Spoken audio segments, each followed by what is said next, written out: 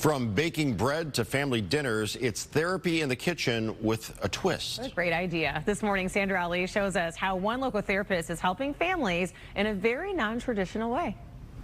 Many families have spent more time than ever in their kitchens recently, and it got one local therapist thinking about a new non-traditional way to offer families counseling. Oh my God. There's a reason why comfort food is called comfort food. The dough is amazing.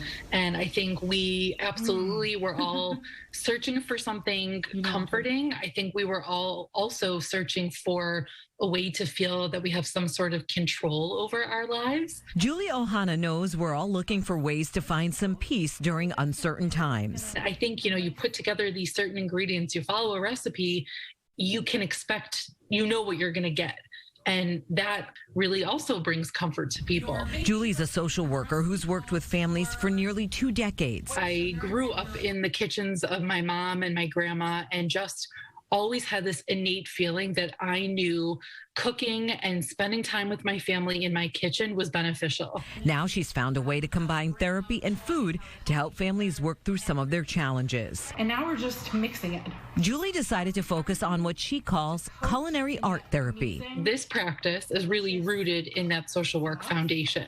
So what I do is I combine my clinical background with my love of cooking and really help people to realize that there are so many health benefits, mental health benefits in actually spending time in the kitchen. We'll do more cheese. She believes cooking isn't just a way to feed yourself or your family, but she says it can bring you closer to your loved ones by increasing problem-solving skills, improve communication, and also help you sharpen your mindfulness skills. There's something so cathartic about focusing all of your energies on that one single task that's beneficial. Things as a therapist she feels we all need, especially now more than ever. I think these are all skills that more and more people are realizing that we all need to possess. And these are all lessons that we learn in the kitchen that I'm helping to facilitate people to really getting familiar with and comfortable with and realizing that these are life skills. Julie starts by identifying a person's or a family's goals, then figuring out a way to help them work through them, using their kitchen as a backdrop instead of the traditional therapist sofa. Everybody's goal is different, and I'm not coming into anybody's home or family to tell them what they need. I'm taking the cues from them. They're telling me what they need, and I'm helping to fulfill those needs based on where they are, so it can be an enjoyable experience. One of the goals many families ask for help with is basic communication. Somebody can call me and say, I've noticed that you do this. My family, we cook a lot, we love food, but we're fighting all the time. Can you come and help us?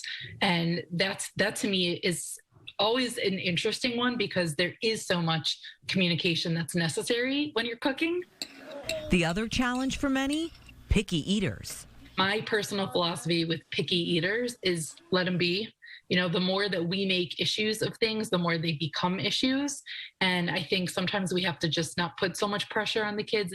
And if you're interested in learning more about bread therapy or getting any more details Julie mentioned, we've posted everything for you. It's on a link on our website, clickondetroit.com.